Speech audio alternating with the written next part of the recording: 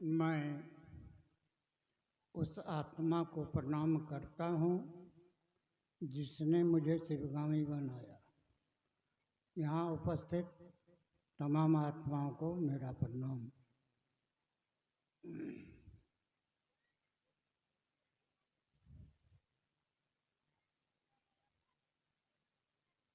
हम लोग सवेरे से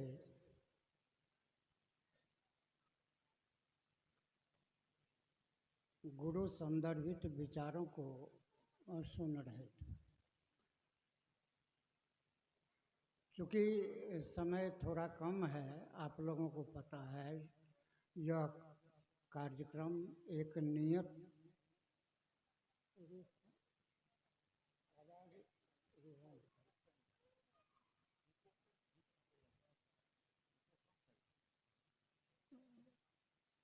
एक समय सीमा के अंदर होता है और समय है नहीं, तो मैं थोड़ा विचार करता हूँ। जो गुरु की आवश्यकता, व्यक्ति के जीवन में गुरु की आवश्यकता है या नहीं। एक कहानी से मैं अपनी बात कहूँ। किसी गांव में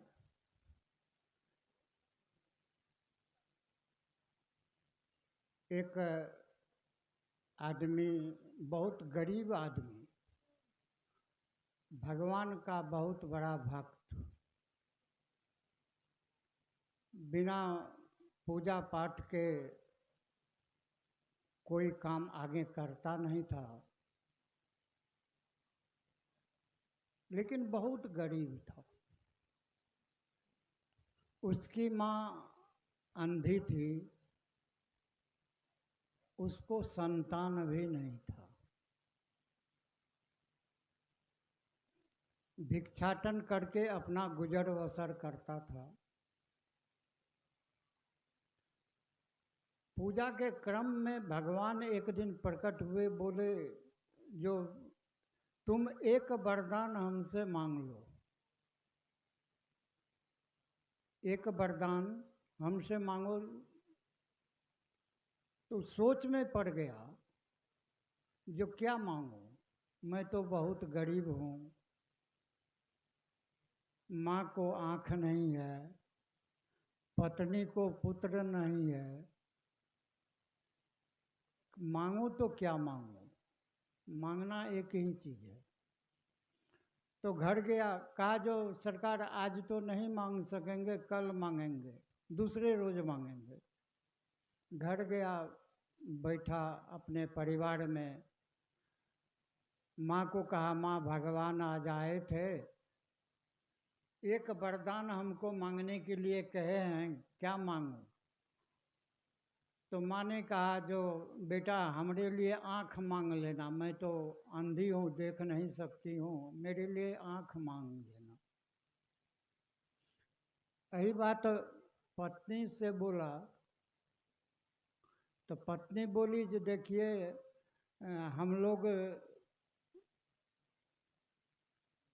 निपुत्र हैं, लोग कहेगा निपुत्रा है, इतना पूजा पाठ आप करते हैं, एगो बेटा मांग लीजिएगा।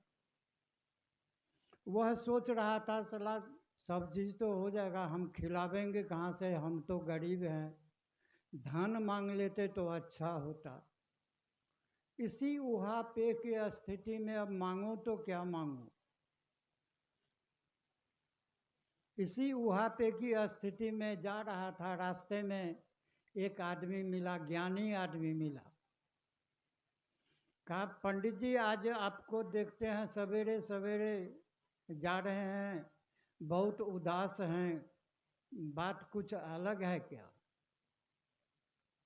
उन्होंने कहा, जो हाँ भैया, देखिए ना, हमको भगवान मिले थे, उन्होंने एक वरदान कहा मांगने के लिए, मैंने अपनी माँ से कहा तो माँ कहती है मेरे लिए आँख मांग लेना, पत्नी कहते हैं एगो पुत्र मांग लीजिए, और आप तो जानते हैं भिक्षाटन ही मेरा काम है, भीख मांग के हम गुजर करते हैं।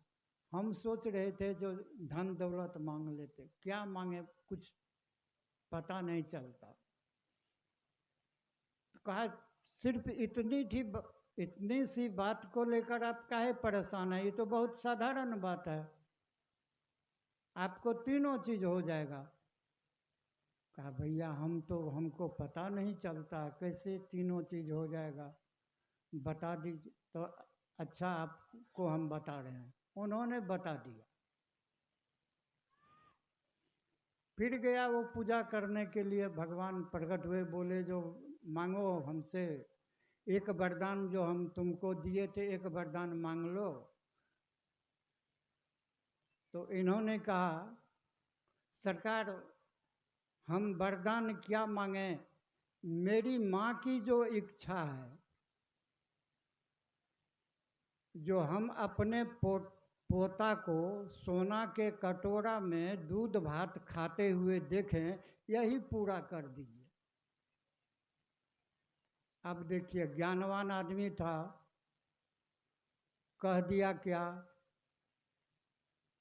माँ मांगी है जो हम अपने पोता को, यानी बेटा होगा तब न पोता, सोना के कटोरा में धन होगा तब न सोना का कटोरा होगा। दूध भात खाते हुए देखें, आंख होगा उसको तब न वो देखेगी। एक ही में तीनों वरदान मांग लिया, यह कमाल गुरु का न था। गुरु ने बता दिया जो आप मांगिएगा तो क्या मांगिएगा, कैसे आपके सारे समस्याओं का निदान होगा। गुरु उपाय होते हैं समस्याओं। तो चलिए गुरु की बात हम लोग सुनते आए हैं, और इस परिचर्चा स्थल पर वैसे गुरु की बात सुनते आए हैं जो जगत के गुरु हैं, आदि गुरु हैं, हम सबों के गुरु हैं। उनसे सानिध्य लाभ कैसे होगा, उनसे हमारा जुड़ाव कैसे होगा, हमारी समस्याओं का निदान कैसे होगा, इस पर थोड़ा सा हम लोग विचार यदि करें, क्योंकि पाना है हमको, शिष्य होना है हमको, तो पता तो हमको होना चाहिए ना। तो कहा गया जो गुरु है, गुरु भाव सत्ता हो। हम लोगों को कहा गया गुरु भाव सत्ता होते हैं। हम लोगों ने शिव को अपने विचार में, बोली में गुरु माना है।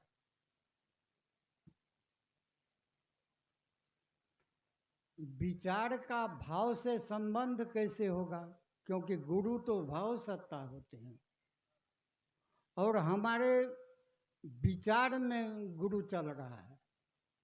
हम विचार में शिव को अपना गुरु माने हैं, और गुरु से जुड़ा होगा भाव के स्तर पर।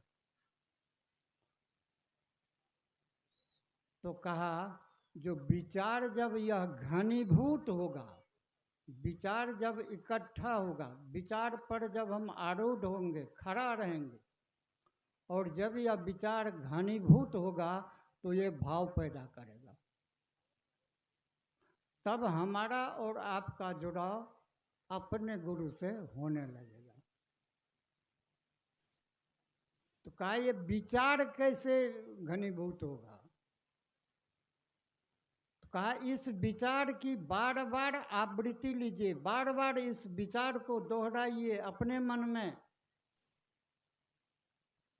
आप मेरे गुरु हैं, आप हे शिव आप मेरे गुरु हैं, इस विचार को, यह जो हम पहले विचार लिए हैं जो शिव मेरे गुरु हैं, इस विचार की बार बार आवृत्ति, बार बार इसको दोहराने का काम, यह विचार का ठहराव होगा। इससे हमारा जुड़ाव अपने गुरु से होने लगेगा। तो कहा भाई इस जगत में रह करके हम काम धाम से इतने बंधे हैं, हमको फुर्सत कहाँ इस विचार की आवृत्ति लेंगे, बार बार कहेंगे। तो कहा भैया आप दूसरे को कहिए, जैसे जैसे आप दूसरे को कहने का काम करेंगे या विचार की आवृत्ति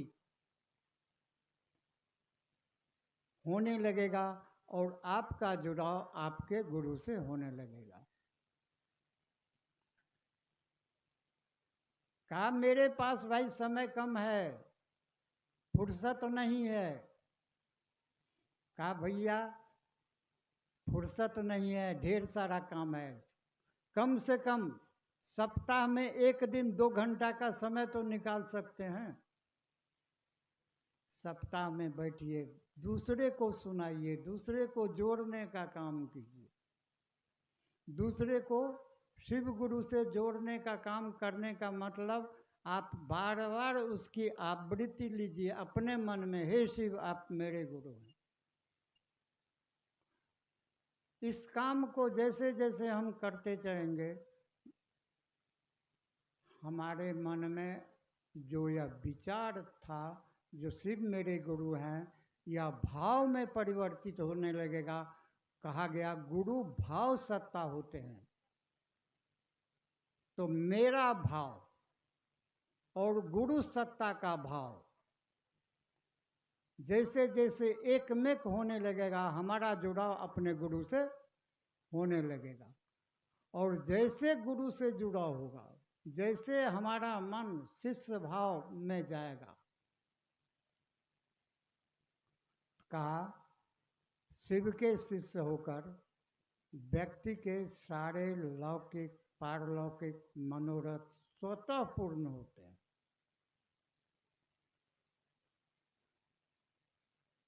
तो यह विचार, मन का यह विचार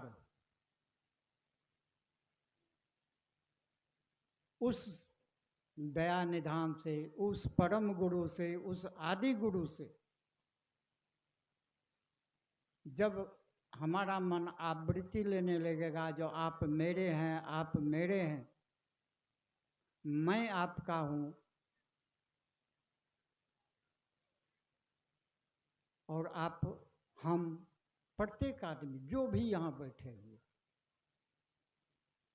थोड़ा ख्याल करने का हम लोग प्रयास करेंगे।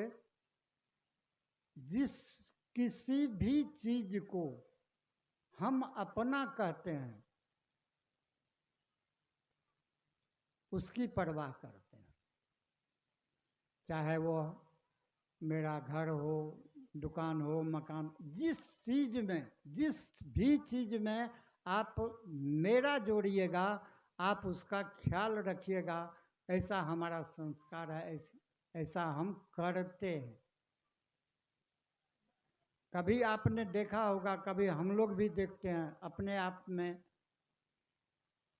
जो 1 रुपये की कलम यदि मेरे जेब में है और घर का कोई सदस्य मेरे जेब से निकाल के अलग रख दिया है, तो सारे घर में तहलका मचा देते, मेरे कलम में जेब में कलम था, कौन ले लिया, वो बच्चा ले लिया कि वो बच्चा ले लिया। सबको हड़बिड़ाड़ देते हैं, जो देखते नहीं हैं, बच्चा कलम ले लिया, हमारा कलम था। अब सोचिए, 1 रुपया में कुछ होता नहीं है, 1 रुपया का कलम है, लेकिन वह मेरा है, तो उसका हम परवाह करते हैं, उसके लिए हम चिंतित होते हैं, उसके रख रखाव की हम चिंता करते हैं। आप जिस चीज में भी अपना जोड़िएगा, जिस चीज में भी हम अपना जोड़ेंगे, हम उसके हो जाते हैं। जैसे कहिएगा जो यह मेरा मकान है, मान लीजिए मैं कहूँ यह मेरा मकान है, जैसे हम कहेंगे यह मेरा मकान है, हमारी हम इस मकान के होने लगते हैं।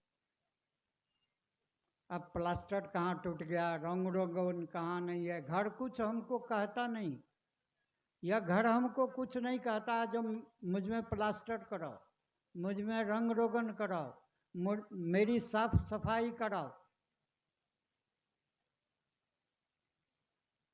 यह घर हमें नहीं कहता, लेकिन इसको, इस मकान को जो हमने अपना कहा है, तो यह मेरी चिंता हो जाती है। इसका रख रखाव हम कैसे करें, इसके लिए हम काम कैसे करें, इसकी साफ सफाई हम कैसे करें, यह हम सोचने लगते हैं, हम होने लगते हैं। तो जरा सोचिए, आप कहते हैं हे शिव आप मेरे गुरु हैं, मैं आपका शिष्य हूँ, हमारी चिंता कितनी है, हम कितने चिंतित होते हैं।